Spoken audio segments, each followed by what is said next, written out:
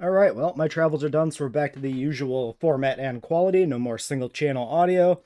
We've got a feature focus here on the campaign. This should be pretty interesting. We already know a little bit about the campaign. It sounds pretty fun. More of a JWE1 style campaign, but I look forward to learning more. Welcome back, park managers. In this module, we'll be taking a closer look at the work you'll be doing with DIN across the globe.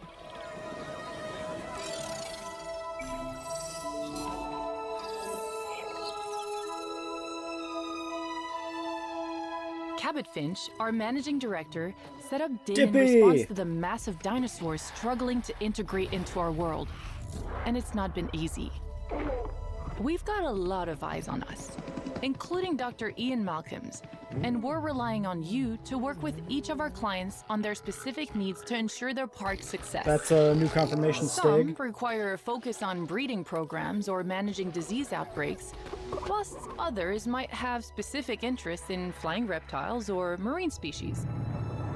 As your role will extend beyond managing just a single park, working at sites across multiple continents and with various teams, it will be more than just dinosaurs you'll have to manage. You'll be working closely with consultants from 3 different sectors who'll be keen to see their interests considered when it comes to any decision making. And those decisions will impact on your parks, opening up some exciting opportunities.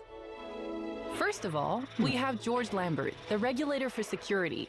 When it comes to the safety of your guests and dinosaurs, he'll be on hand to provide any guidance. Then there's Dr. Kajal Dua, our contact for the conservationist sector.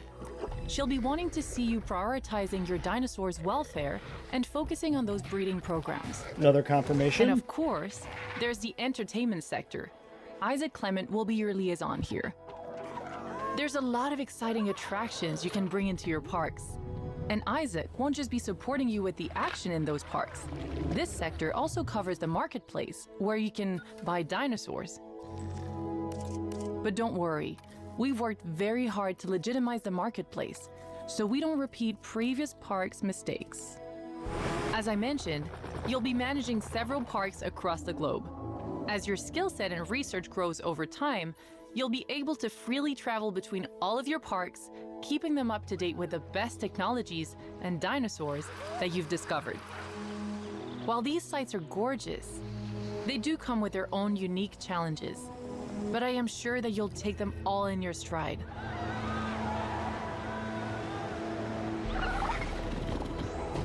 And I have no doubt that your global efforts will be a success. Be sure to watch the rest of our modules for further training on managing your parks. Okay, there is some stuff in here to go through. Let's mute this, go back to the start. So, we'll go through each of these scenes here one by one. That way we have a chance to look for anything else in the background. We got a sauropod back there, but I'm thinking that's just a Patagotitan. Trikes in the front, aviary, can't tell what the hell's going on in there. Nice arid looking map. Pretty cool. Bunch of shipping containers, probably individual, different colored shipping container decorations, and then somebody's gone and stacked them up here into this modular decoration. Nothing else stands out here. I don't see any dinosaurs hiding in the trees.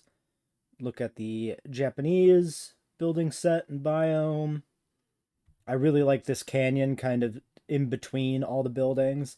I think that would be a really fun aesthetic to build a park around, like separated on 2 sides of a canyon. Yeah, 2 sides of a cannon. The fucking just shooting shit. But unfortunately, it still looks like bridges are probably not a thing in 3. And so, like, building around a canyon stretching through kind of the middle of your main sector of your park, not as cool if you can't build bridges across it. Now, you could have the monorail cross it, you could have zip lines cross it, but it's not quite the same as like a footbridge over, over a big hole in the ground. What's back here? Look at these towers. It looks like a massive church or something back there. Could actually be like environmental set piece and not even a building thing. It's probably just a modular building. That's the thing now. With modular building, you can't look at any screenshot and be like, oh, look at this cool new thing they've added. It's like, It's not new. It's just combining existing pieces. This, look, there's like bones there. It's like a dig site, like an excavation. Again, probably, modular building pieces and combining rocks with like little environmental pieces and like the skeleton bones and stuff we've already seen. And you can make this little excavation hole in the ground. That's cool. We've seen this kind of like aviary with these crazy, I don't know, what do you want to call these? They're not arches because they're like angular. These frames around it. Looks very busy. But cool that you can do that. Anything else hiding here? This is a pretty interesting shot. This looks like maybe a stegosaurus cut out. Hard to tell from this exact angle, but it looks like it's got plates along the back, so I'm gonna put my money on stego. And then yeah, we get confirmation of Dippy. Dippy was soft confirmed anyway. Actually, Dippy was pretty much hard confirmed because Ankylodocus was confirmed on the website. So we basically were 99.99% sure this guy was in the game. Now we're 100. So not the most shocking revelation at all. Looks the same as it does in 2. I can't see obvious sexual dimorphism anywhere on these guys. But, this is not exactly a shot that's going to be really good for, like, tearing apart what the differences between these guys are. Most of them are in the background there. Utahraptors fighting and doing stuff. This is still the only feathered animal that's been confirmed that isn't a film canon species. Utahraptor's inclusion is starting to look more and more like a fluke every day. I took Utahraptor originally as like essentially a confirmation that we were going to get the most popular feathered species in the game. I'm no longer convinced that's true. And that if Utahraptor is the bone they're throwing us for cutting almost every high-end feathered species, I guess Thanatos is technically feathered, like, that would suck. I would rather have Utahraptor over Utahraptor any day. Utahraptor's very nice, very cool, but we have so many raptors, so many dromaeosaurs, that I would rather have the much more unique in the roster Utahraptor over this animal. Got a POV shot in the Jeep. Why is the preview... There we go. The preview's a bit weird.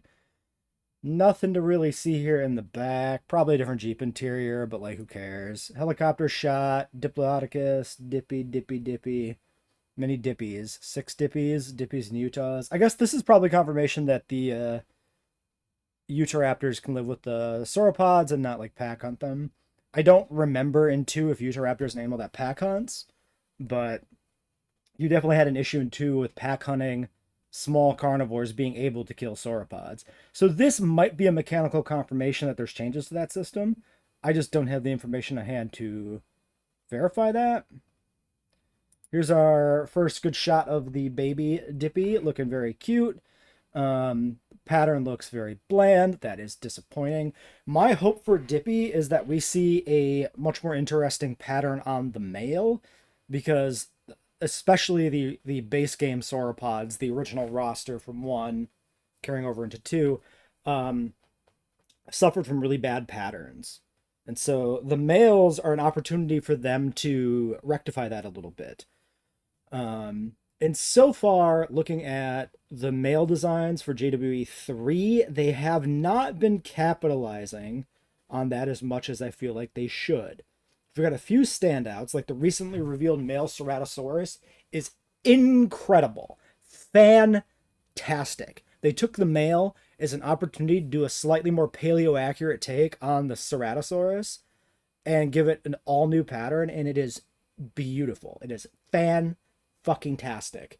And I don't think we can say that about almost any other animal we've seen in 3's roster. Like, to me, Ceratosaurus is the standout. For animals returning, I mean, specifically. Not counting the new guys there. So, yeah, I'm hoping to see some interesting male sauropods. And, like, Dippy's a non-canon animal, so this is the perfect opportunity for them to do some nice embellishments in terms of colors and stuff. But nowhere in this video did I see any sign of that, so that's pretty disappointing. And don't come at me saying Dippy's canon because there's a taxidermy in Fallen Kingdom, because it's not goddamn taxidermy. That rumor is just, it comes up on Reddit constantly. It's like, no, it's not. Okay, we get Stiggy and Pachycephalosaurus in this video. This is interesting. So, Stiggy, film canon animal. Pretty sure this was going to be here.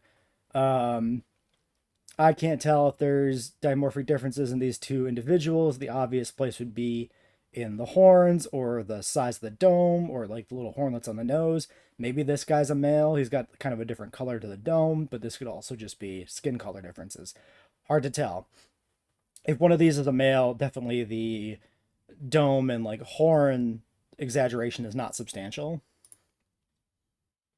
Probably another Stiggy in the back there. Actually, maybe with that side shot, we can get a little bit better eye on it. I mean, if they're fighting, you would think they're like two males or something. But yeah, I don't know. These look pretty much the same to me. Without like putting the two heads side to side, like, I don't know. Depending on the individual shot, I can convince myself the right or the left has bigger horns or something, but can't really see it. Psittacosaurus, modular nest. Weird design concept with this little like section of fence here. Like, conceptually, what is the point of that? It looks interesting, but like completely illogical concept, which is fine. You can do that. Probably nothing new to be seen here in like the UI elements for the nest. We've seen this all before. And there's the babies presumably spawning out of the void. This is kind of the first nest we've seen that isn't like a big bush that they come out of. So certainly nice that you can have a nest that isn't that, but they deliberately started this clip with them already walking, so I feel like they're just going to spawn into existence, which is, I mean, that's what you expect. There's not really a good other way for them to do that, so. This is a pretty dramatic overhead shot. The lighting here looks really nice in this shot. Dimorphodons, we already had these guys confirmed, but this, I believe, is the first time we've actually seen them, if I'm not mistaken. I mean, yeah, there's probably dimorphism in this shot, but good luck seeing it. Paleo-veg over there. It would be nice if they could roost in trees natively in 3, but I don't expect that to be a feature. Lagoon with Megalodon, sure. Cart driving down here. I think we've seen this shot before. Correct me if I'm wrong, but haven't we seen this exact shot of the cart driving down a path like this? Okay.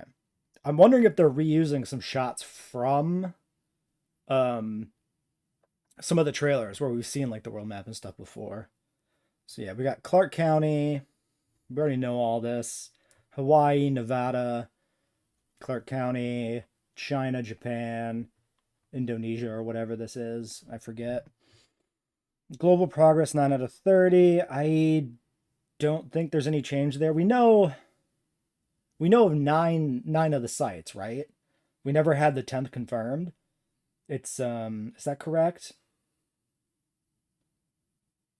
Maybe. No, wait, if it's 5 stars, then yeah, 5 times 10, 20. Yeah. Never mind. Yeah, we never had the last one confirmed. That's the point. Sorry, it's I just woke up. Carno looks like a regular Carno, nothing to say there. Environmental issues, yeah, I don't see anything interesting going on here.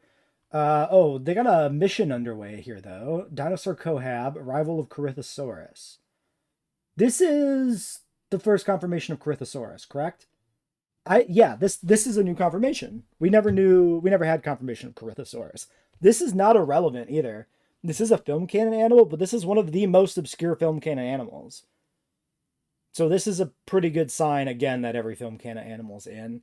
I mean, Archaeornithomimus was kind of a sign of that, because the only reason to pick Archie over Struthi is because his name is said in a movie. It's not even canon, like...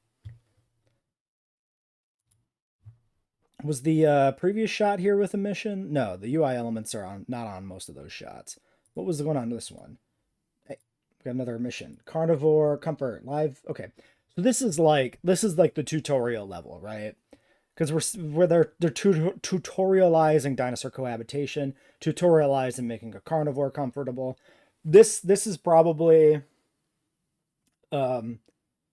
a good sign that they're gonna try and, you know, actually have the game be accessible to new people. two two especially didn't do a really good job of that. Um, there was a lot of mechanics that were kind of obscured in that game, especially without, you know, like if you were genuinely new to the franchise, it was really problematic. Velociraptors. So this other thing we can take from this, right? If this is the start of the campaign, because these are like tutorial missions, we unlock Velociraptor early, Corythosaurus early. Oh, and yeah, I missed this too. This is another quest. Suitable environment for the Lokiceratops. So Lokiceratops is probably unlocked at the start of the campaign with juveniles. Slightly different cohab requirements. Yep. Yeah, I would assume this is actually after the next shot because it makes more sense to get the Lokis comfortable than introduce Corythosaurus than to do it the opposite direction. Um, so we've actually got a pretty good idea of like the progression path here, I think, for this campaign level. Uh, confirmation of contracts coming back, right? Now, of course, being tied again to these reputation bars. So we got Balloon Tour, Bigger Family. Bigger Family, of course, was the absolute gas contract in 2 in like challenge mode. It looks like it's already going to continue to be incredible. 600k for breeding like 3 Gallimimus or something is going to be really good. Confirmation that the timed bonuses return. That makes a lot of sense. Yeah, I mean these are New Heights is obviously new because balloons are new, but these other two are direct copies from 2, just with the new, you know, reputation rewards stapled on. We also have blue, green, and orange, so it's probably like one of each, but returning from JWE1, you get um, the contracts or missions or whatever that would provide rep for multiple factions can show up as well. Um, first look at the new research tree. I think I like it. I think this looks cleaner. Like having these very clear like progression paths. Like this is essentially how it worked in the current game in 2, right? You know, your fence tiers would build off of each other, but your research trees were arranged like diamonds, which would make it a little weird looking for like where the connecting paths were. Because you would like start here, you'd go up a notch, and then down a notch, and then down or whatever, because you'd have the research tree skewed towards the middle, and everything was kind of clumped up. This is a much cleaner, much more readable design to see like what the prerequisites are. You literally don't have to pan over the nodes to see where the connections are. It's like very explicitly obvious just reading, you know, left to right. We got 3-tier aviary unlocks. So this is presumably unlock the aviary, upgrades 1, upgrades 2, same as in JWE2, which is actually pretty disappointing because a lot of these secondary upgrades for your different buildings are really pointless in challenge mode, especially for things like the aviaries or the lagoons. Like, why would you invest a bunch of money into upgrading like your hatching chances when you're just going to put like 10 pterosaurs in an aviary and be done with it? Like, it doesn't get you enough value long term. Hopefully, these have been rebalanced at least to make them a little bit more viable. We'll see.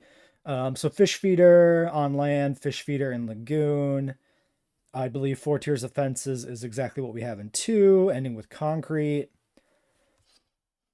We can tell that the first 3 tiers are powered. The final tier, the big perk of pushing to the final tier is that you don't have to power your fences anymore.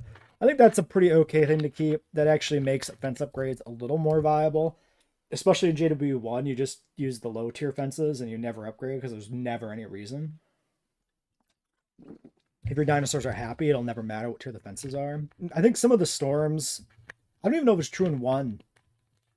I think in 2 at least, your higher tier fences take less storm damage, but this is not a thing I'm completely confirmed. This is a vibes thing. This is the lagoon, same 3-tier upgrade as the aviary. This is presumably nests, judging by the little icon on the bottom. And then this is nests up here. This is regular hatchery, right? Yeah. Ground hatchery, lagoon hatchery, aviary hatchery, natural nests. And then this is forked. Instead of this being 1, 2, 3, this is 1 to 3 or 2. These are probably just different tiers of like nests you can build, I would guess. Maybe like small herbivore, large herbivore, carnivore, or something like that. I believe we have some information about that, but I don't recall it offhand. They do hover over a few different nodes here. So piscivore feeder, marine fish, marine shark. Wait. Okay, so no, the fish, this is not fish feeder. This is already unlocked here. Is this deep water fish, maybe? Lagoon. Wait, what? Wait. This makes no sense. Wait, how is this the lagoon research? Why? Okay, first off, one, why would lagoon research be built off of fish feeders? Two, what the fuck is the lagoon hatchery being a separate node from the lagoon section? That makes no sense.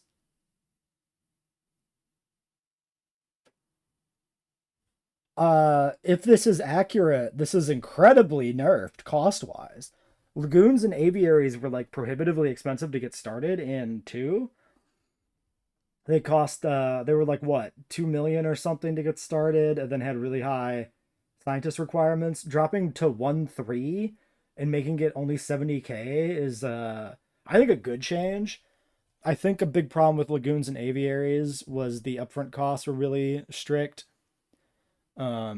which made it really hard to use them early. And it made it so that there were often, I think, strong arguments in terms of like the metagame of challenge mode to just not use them. So what the hell is going on here though with that other research tier? Do they ever move to another spot? No. This is another time where like I almost feel like we're seeing some placeholder content where you're not meant to look too closely at it, because I can't for the life of me figure out the logic of this, because it's not like there's an aviary section node separately, right? Like this is the only mystery node we have here. So this would be fish feeders to lagoon sections. This would be lagoon hatcheries. And then this would have to presumably be aviary sections and hatcheries. Why split up lagoons but not aviaries? Unless they're pushing for more natural lagoons. And then they want the capability for you to just do a hatchery in a natural lagoon instead of do a artificial lagoon. But it still feels really weird to separate those because there's no way most maps have like a natural lagoon, right? I mean, maybe it'd be kind of interesting if they did, but I just can't really see it happening. Very strange. Oh, anything interesting on that top bar there? Management, expedition, fossils, research, scientist, marketplace. No, this is essentially everything we had in the first game. They've just given like the marketplace its own tab here. I forget. You had to go. What did you have to go to? Like the buildings specifically or something into? I don't even remember how you get to the marketplace. If I'm being honest. Security camera interface. Green Dino goes red when he's escaping. Sure. Carno breaking the gate to escape. Is that a mechanic in 2, actually? They usually just break through a fence. Pachycephalosaurus. So new animal confirmation here. This is what, the 4th animal confirmed in this video? 3? The problem now is we've got so many like soft confirmed animals. It's hard to put a good number on that. Anything else going on in the background? I don't see anything. A very nice looking enclosure, of course. Some really nicely varied ground textures. The rocks look very painted on with the texture here. Some shots made it look very 3D. This looks very like PNG, but whatever. Don't remember the environmental requirements for Pachycephalosaurus off the top of my head. Interestingly, he does appear to have a high wetland requirement, which I'm pretty sure he didn't have before. If I'm not mistaken, in 2, the wetland requirement is pretty restrictive to just like Spinosaurus and Dinochirus, right? Social need, adult population 4. You could check the stats for that. Maybe see if that's changed. I'm not too concerned about that. This shot is telling us a substantial thing. This baby Pachycephalosaurus looks nothing like a Dracorex. This looks like a scaled down Pachycephalosaurus. So we are not getting paleo-realistic ontogeny here. we're not seeing the Dracorex, the Pachycephalosaurus progression path that I really, really expected us to see. Um, so I think this is the first solid sign we've gotten that Dracorex might make it into the game, actually. I honestly, I'm going to say it. This is confirmation that Dracorex is not cut. It doesn't mean it's in the game, but it means that it is on the table. If it's not in at launch, it's on the table for it to come in later. They are not intending to erase it. I am shocked because it really seemed like a no-brainer time saver to just turn Dracorex into the juvenile. And that's not true. So, egg on my face again, but like I'm used to it at this point. Like typically or constantly getting stuff wrong because every time they put out a new video, there's some curveball tucked away in it like this. Let's look at the side view. Yeah. I mean, he looks like what you'd expect, right? His dome is flatter. So you know what? It is a little bit Dracorex-ish. No, looking at the side view, that dome is substantially flatter. So they are taking a little bit here from the actual fossil record for this. The spikes on the back of the head are not really any bigger than they are on the adult, but that's probably okay. Like they are flattening out the domes. The dome does develop as an adult feature. So okay, I mean, I don't hate it. I'm fine with this. I like it a lot more now that I've seen it from the side and I've noticed that it actually does have the flat head. Izak returning. Juvenile galleys. We've seen these guys before. I want to pop back here, just gripe for another second real quick. Why is this not the juvenile pattern from Jurassic Park? Why is this not the 1993 skin we currently have in JWE2? Why is this a new pattern? This is a gripe I have with the juveniles and the males so far in JWE3 as well. If there is an established juvenile or male in the franchise, the in-game dinosaur should use that design. Why does it not? Oh my god. Mute tab, please. Jesus. Okay. Every time I do a video is like the only time I get a message. I don't get a message all week, and then I'm doing a video for 10 minutes, and bam, that's when the message rolls in. Okay. But yeah, I really would like to see these with the 93 pattern. Looks like the galley back here actually has a treat in his mouth. That's pretty fun. This lady is kind of like bent down. Maybe she just like, actually fed him. Very cool that there's animations for this. I really like it.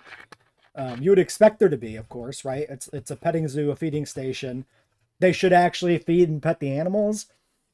But if I'm not mistaken, we never really had a good look at that before. So it's really nice to see that there's actually like little treats for the dinosaurs. Really like it. Yep, that's a megalodon. Shot of the balloon. Not much else going on in that shot.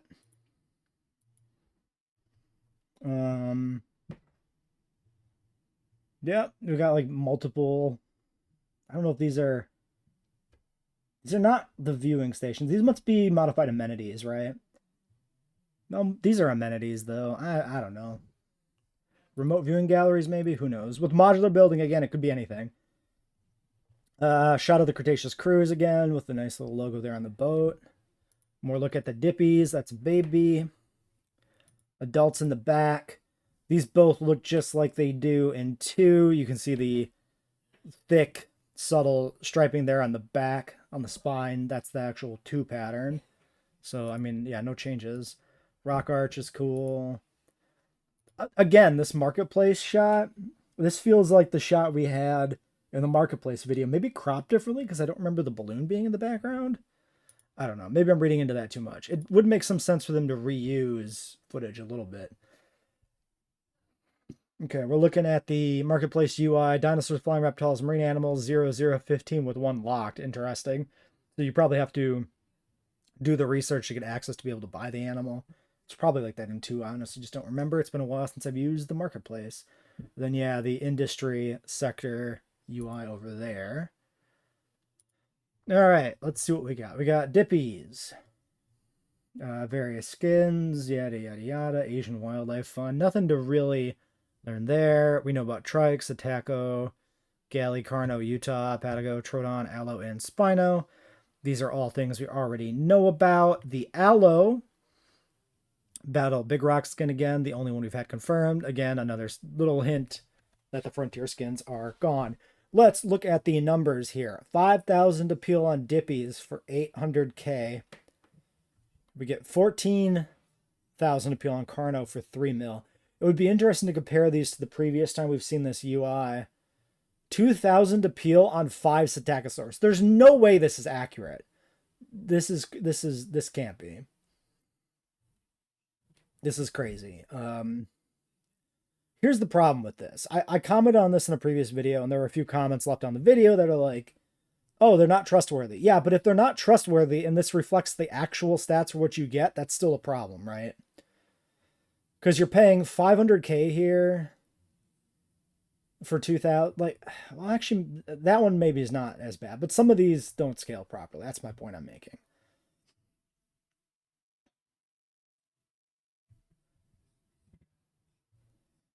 Yeah. And even the ones that are like reputable are weird, right? Like, yeah, I don't know. It's strange. From a game design standpoint, it does not make sense for the numbers to be the true numbers of what you're getting when they're lying about what the animal will be, because the important thing is usually not so much the animal from like a challenge mode, like optimization standpoint. The important thing to know is how much appeal am I getting for the money I'm paying, right? That's what's actually important here. And if that's the trustworthy information, then like there's no risk, right?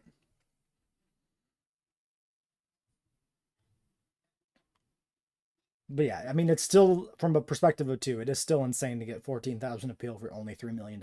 Like, this is an entire park, appeal wise. Of course, you have your diversity requirement, so it doesn't take care of itself. But like, this is like a one click and win, unless there's been some substantial rebalancing in how appeal works. There's been no sign of that. That's all I'm trying to say. We should look through that as they scroll down real quick. Okay, but yeah, we don't see it till they click on the galley specifically. Reptile Relocation Co. Yeah, 4 Gallimimus. 4 Gallimimus, I mean, again, disreputable, right? But like, 4 galleys would not be 300 appeal in 2. Oh, we see the helicopter go off. Do we actually see galleys be delivered here? No, it just kind of cuts away. Patago Titans. Yep, we've already seen that shit. Okay, a quick peek at the attraction tree. This is what I wanted to look at because I have complained a lot about attractions in JWE2.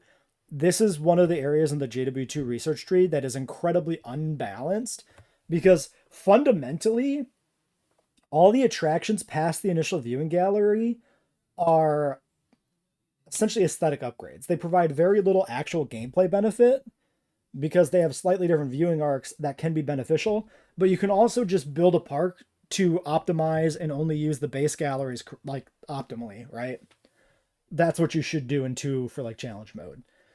And these were all like $2 million or like incredibly prohibitively expensive, which means that like from a challenge mode standpoint, you would never invest that into like a remote viewing gallery. That's just crazy.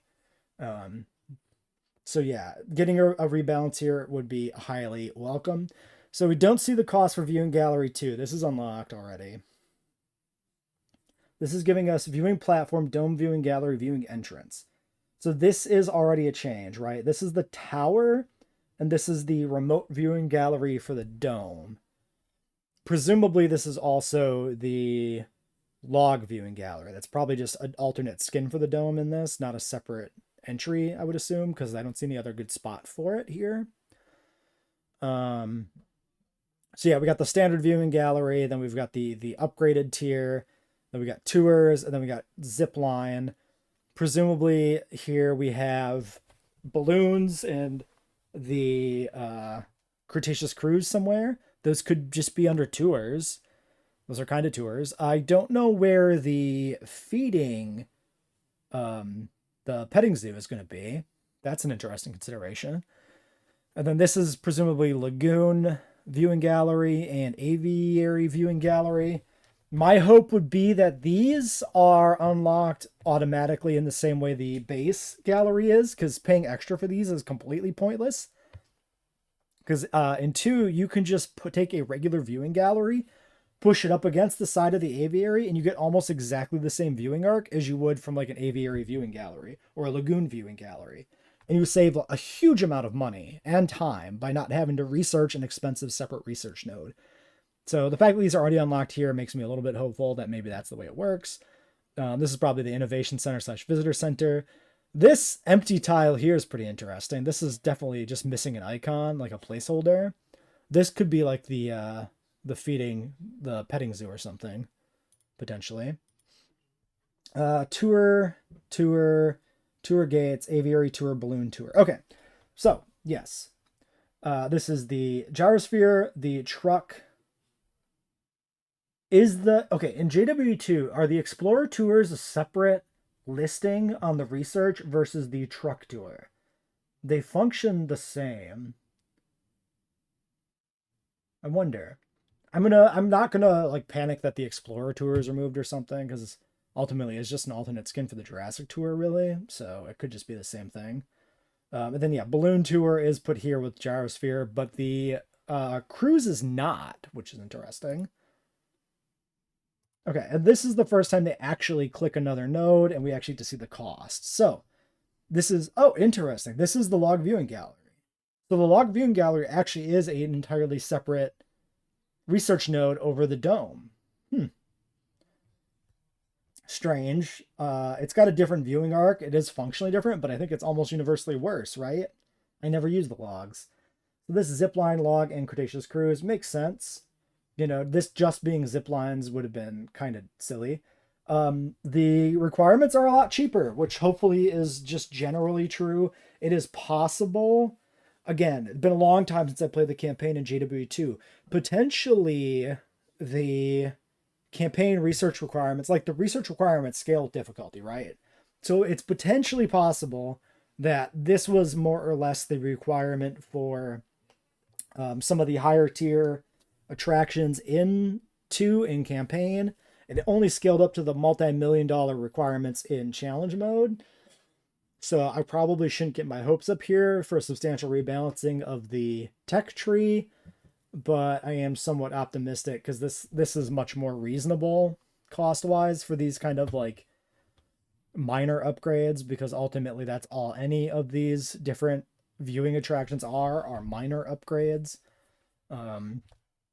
Hopefully tours don't suck, because tours are pretty bad in 2. It would be nice to see an increase to their visibility arcs. We get a look at a zip line going across a little lake here. I don't see any dinosaurs on the shot, so let's move on. Oh, back there. Probably just a Patago Titan. Another alternate angle. We got a shark feeder and a lagoon down here. Not much else to say about that. Another overhead shot, another big body of water. Not anything that stands out to me there really in the background. This very angular little set of rocks over here looks fun. Waterfall back there, it looks like, but nothing crazy. This is fun. This is very interesting. This appears, maybe we shouldn't read into this too much, but this looks like a fully buildable island to me. There's, unless this is like an environmental structure and like maybe this is out of bounds up here, but this is something I want a proper full island, right? Like there's still going to be the hard map edge out here by the water probably, but having a full island you can build on, like Isla Pena style, even that's not a full island. That's always fun to me. I like that. So this looks like a really interesting map, whatever this map is. I like the multi-level style here. We got all these buildings kind of heading down these different cliff levels down into the center area here, this like pit. It looks to me like there's stuff here. Like maybe it's environmental, but there's nothing on the very tippy top. So this could definitely be a case of the building area being like a circular section in here, and this being like an environmental thing. Or even this whole lower section all the way out to the edge of that little structure on the side maybe being buildable, but yeah, like probably shouldn't get too optimistic about it being a fully buildable island, but God, I hope it is. No dinosaurs to be seen in that shot, right? I mean, there is an aviary, but I can't see anything in there. Another one over there. There's probably some moving stuff. And then, yeah, this is Vegas in the background, right? So this is Nevada. Balloon looks very nice at night. Then storm warning coming in. Diplodocus enclosure down here. More examples of the rock arch. We got the there's a boat tour. Yeah, boat tour station back here. Fence there. So this is kind of showing like we probably for these like natural enclosures, we still do need like a little bit of a section of fence for like attachment points for your tours or viewing galleries, and like you still need gates to get the jeeps in here, right? Zip line in the back, another shot with the same zip line. This looks pretty sick with like these two like cliffs, these like plateaus over here with like the zip line between them. People running. Yep. Expected. Shot of the raptors. Seen them before. So yeah, probably the same park we've been seeing because we got this like shot of the big waterfall in the back. Have we seen the visitor center? Surely we've seen the visitor center. This has been like modularized with desert decorations. It looks like that's cool. I'm sure we've seen the visitor center before. And then yeah, we got the tropical, seeing one of the standard tropical, Jurassic World era visitor center. Tropical's got nothing to do with it. I guess the vegetation like can obviously be changed. But then yeah, the Japanese style innovation center. Nothing else standing out there in the shots. All right, well that looks like it's kind of it. So not the most shocking species reveals. Like again, Dippy was essentially confirmed. Confirmation of Corythosaurus, Pachycephalosaurus, Stygimoloch. These are all film canon animals. We really expected these to be in here anyway. Mechanically, not huge new things from this. Like there's a lot to look at, but not like a lot of crazy revelations. Just like the restructured research tree is very interesting and like makes me hopeful for some better game balance. But like, I kind of don't believe in Frontier balancing the game, with how bad two's research tree balance ended up. Um, but maybe they'll do a better job this time on the balance. I don't know. We'll see. I don't know how I talked about this video for 40 minutes. That's crazy. I actually thought it was like 15 minutes. Well, you know what? You'd come here to watch me ramble, I guess. So let's stop it here until next time.